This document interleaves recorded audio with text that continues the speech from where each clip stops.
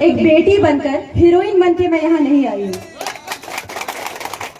बिहार से, चूंकि मेरा जन्म अररिया बिहार में हुआ है, भले मैंने बहुत सारी फिल्में कर ली, बहुत सारा नाम कमा लिया, लेकिन मेरी जन्मभूमि की ये बदहाली देखकर हमेशा मैं परेशान रहा करती थी कि हमारा बिहार और हमारा अररिया और उसके क्षेत्र पलासी, जोकीहाट, ये तो डिजर्व नहीं करते हैं। इस हालत में रहना हम नहीं गवा रहा है हमें, है ना? सही बात है ना? तो हमारे पास क्या नहीं है? हमारे पास जमीन नहीं है, कि हमारे पास मैन पावर नहीं है, या हमारे पास शिक्षा नहीं है, लेकिन हमें करने नहीं दिया जाता है। ये मैंने पर्सनली फील किया है। कहाँ पढ़ने दिया जाता है? स्कूल खोल देने से, चार दीवारी बना देने से लोग शिक्षित नहीं हो जाते हैं। हमको इतना दबाया जाता है क्योंकि पता है बाहर कि अगर बिहारी को पढ़ा दिया जाएगा, इसको अपने पैरों पे खड़ा करा दिया जाएगा, तो ये तो फिर किसी की सुनेंगे नहीं ना।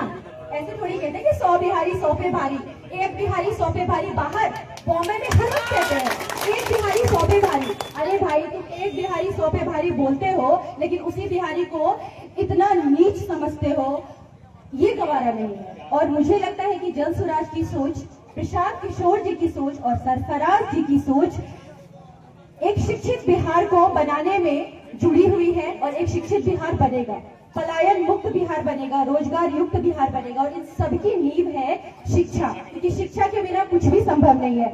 शिक्षित होंगे तभी, अगर हम आम बोलेंगे तो लोगों को आम ही समझ में आएगा। अगर शिक्षित नहीं होंगे तो बोलेंगे आम समझ के आएगा इमली, जो मैं बिल्कुल नहीं चाहती। नारी शक्ति, वुमेन एम्पावरमेंट, हम पढ़ लिख तो लेते हैं, 10th पास कर लेते हैं, 12th पास कर लेते हैं, अरे ग्रेजुएट भी कर जाते हैं, लेकिन शिक्षा कहाँ है? अभी मैंने सुना कि जॉब करते हैं लेकिन सैलरी ही नहीं मिलती है, तो क्या घर चल पाएगा?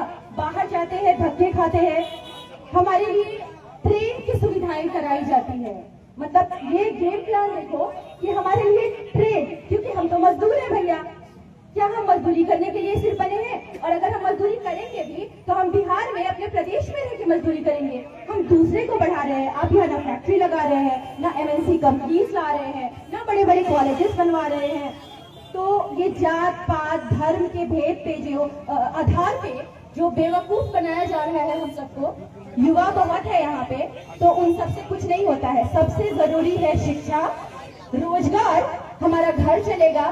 तो मैं चाह रही हूँ कि जन स्वराज की आवाज बन के मैं आई हूँ, तो जन स्वराज की नीतियाँ शायद आप सबको पता होगी, और जन स्वराज की नीति यही कहती है कि हम उच्च स्तरीय शिक्षा, जो कि सरकारी स्कूल खोल देने से हमारे अभी के नेताओं को लगता है कि वो पॉलिटिक्स करके बेवकूफ बना लेंगे, तो कोई शिक्षा स्कूल खिचड़ी खाने के लिए नहीं है, स्कूल पढ़ने के लिए है। और सरकारी स्कूल में क्या और किस तरह की शिक्षाएं होती है, अभी अगर हम 10 बच्चों को बिठा के पूछे तो वो समझ में आ जाएगा। तो शिक्षा का मतलब होता है कि विश्व स्तरीय शिक्षा।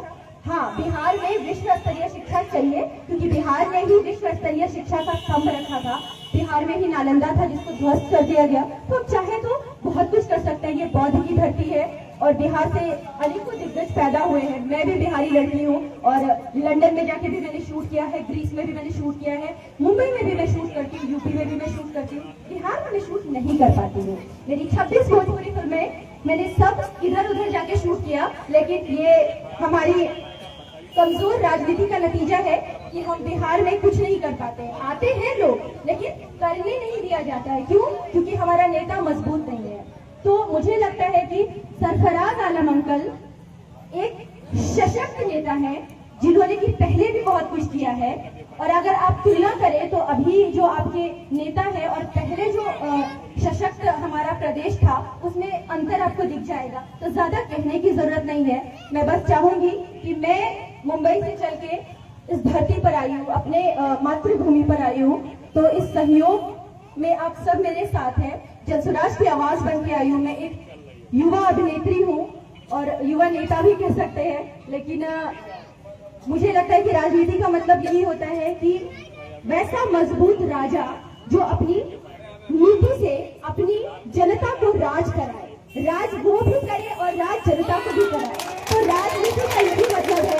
और हमारे सरफराज आलम जी वैसे ही नेता है, और कहना ये गलत हो जाएगा कि वो नेता है। मुझे इनमें बेटा ही दिखा है अभी तक। जितना प्यार इनको आप लोगों ने दिया है, देते रहिए, गुजरात से लाइए।